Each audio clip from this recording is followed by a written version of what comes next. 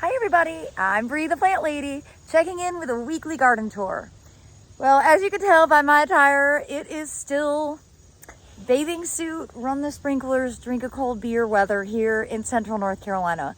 Actually just got out of the feed tank, was cleaning it, and I just wanted to give you guys a preview of how the garden looks as we have fall open garden coming up tomorrow. So let me turn this camera around and give you a view of the front gardens. Well, this is above and beyond what I dreamed possible when we planted this back in the middle of June.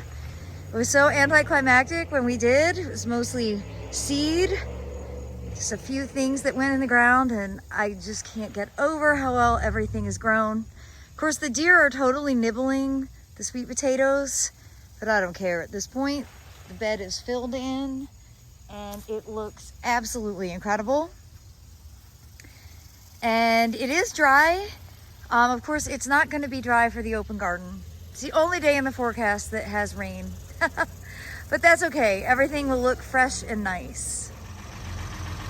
And David's got the old Mercedes out, Big Ben. Well, I hope you'll agree that this front border is a complete transformation since it was planted. Remember at the spring open garden, this was all larkspur and poppies and bachelor buttons and, you know, a totally different plant palette. And of course, I think stars of the show, definitely these Queenie Lime Orange. I wish I had more of them.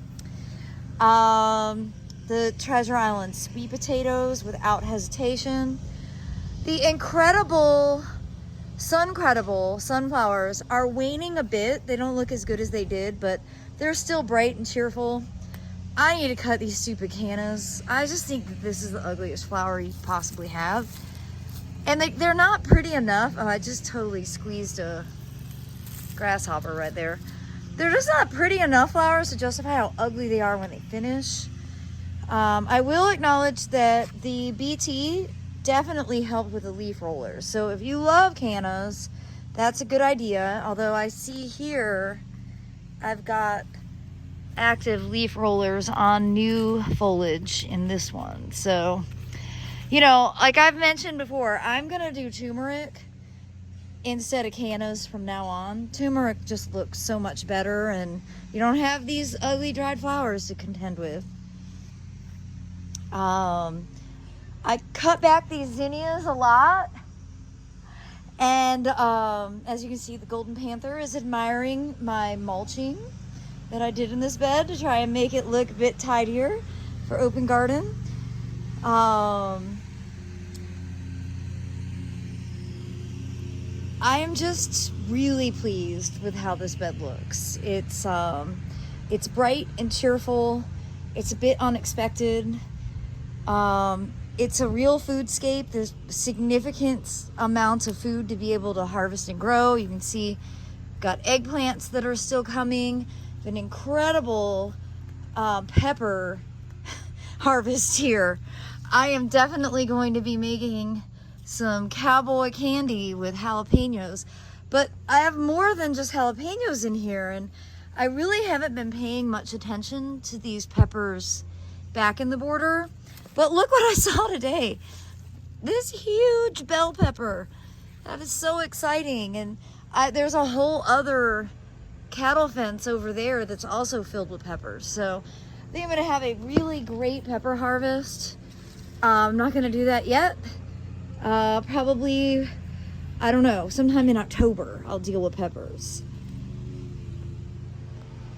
Well, as you can see over here, I haven't done very much. You know, I transplanted a mangave in hopes that maybe it would overwinter here. We will see. We're gonna see, this is also one of the papyrus from Proven Winners that is literally just in its Proven Winners pot in a pond. We're gonna see if that overwinters. The Edgeworthia is more than compensating, but I like the two textures together a lot. I need to redo this pot, so we're just gonna ignore that. And today I cut back the mint that's in this Trachelospermum bed. And then I dealt with this pot, which unfortunately had that really extraordinary tall white flowered begonia, which completely rotted. It just melted, which is typical of begonias, I won't lie.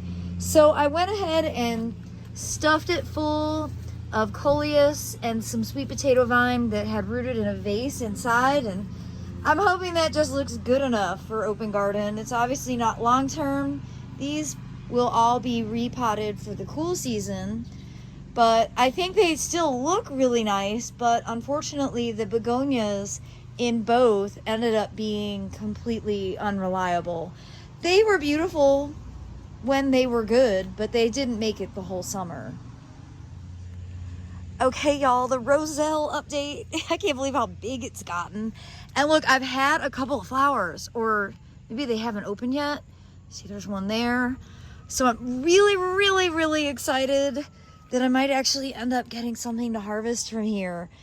I've never had a successful Roselle experience, so this is really awesome. And I did get this seed. We direct sowed it from Southern Exposure Seed Exchange. It was seeded back on June 15th. Well, the driveway rice experiment is going quite well. These are finished, and I keep saying I'm gonna make a video about it. I need to clean them up. I'd like to use them as floating flower vessels for Saturday. Although the forecast is making me less and less motivated to do extraordinary things like that. The black madras up here, this one hasn't started to flower at all. That was the one that was really late to get established. This one is starting to bloom. You can see it's in its infancy. So it's a great stage for people to be able to see it live and in person. And of course, the live wall, this side full of coleus, is nice and full and robust, and the mangave side has really put on a lot of growth in a short amount of time. I'm definitely gonna overwinter these. There we have it. I'm not gonna let all those mangave go to waste. They're gonna get stuffed in the crawl space in the Airbnb. We have grow lights and everything down there, and they'll be fine. And you can see these pots are a lot simpler than they were. Everything died in this pot except for the giant coleus. And in this pot, the tomato died about 2 weeks ago. And again, I just filled in with coleus that had rooted in a vase, and then added some glass to make it a bit more interesting. Since this is the area that I walk in and out of the most every day, I want it to look bright and cheerful. Well, speaking of mangave, this peninsula, I was so inspired when I visited Big Little Gardens last week and his incredible container collection that I decided to throw a couple of containers into this border. It's not a lot. I also planted some coleus and stuff, again, that have rooted into arrangements. I probably should have done that a month ago. It's not very full. There's a lot more mulch to plant ratio than what I prefer. But this bed is so dry that it really isn't worth trying to establish anything here unless it's something like mangave. I think I will probably plan to just overwinter these pots because they're small and easy, but I'm gonna leave all of these in the ground this winter and see how they do.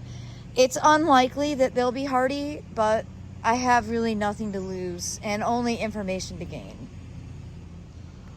Now, of course, this lavender lady, Senecio, something from South Africa, it starts with a B, I think. Balbini, maybe, I'm not sure.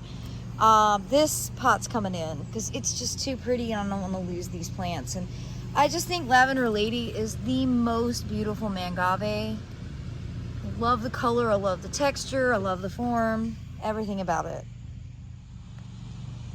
Open garden plant preview. You guys, look, the deer haven't discovered this side of the house.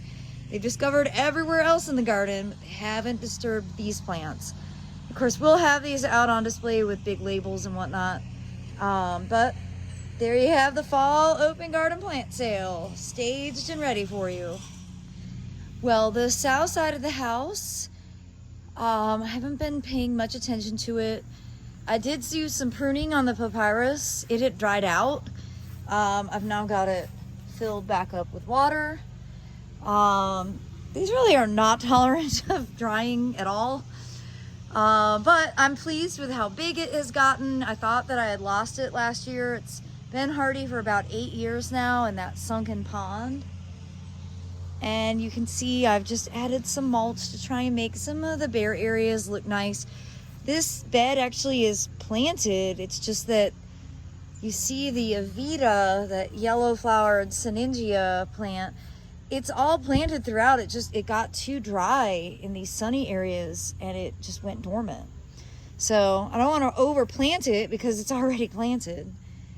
And I think my favorite part of the garden is this arch. I love the gourds hanging down. I love that the persimmons are ripening. We got a super fragrant jasmine here. And I hope that people will get pictures in this arch. I think it's the perfect like selfie station. At least I have one arch that's covered. It's what I aim for every year. I've got 3 arches and I do not do my job well enough to get all 3 covered, but this one is reliable.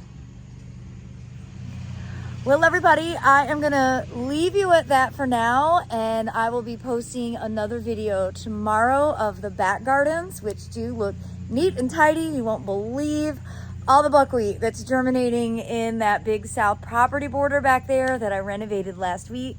So I do hope that you will plan to tune in, and I look forward to sharing more updates. And I hope to see you at the Fall Open Garden on Saturday from noon to 4 p.m. Thanks so much for watching, everybody.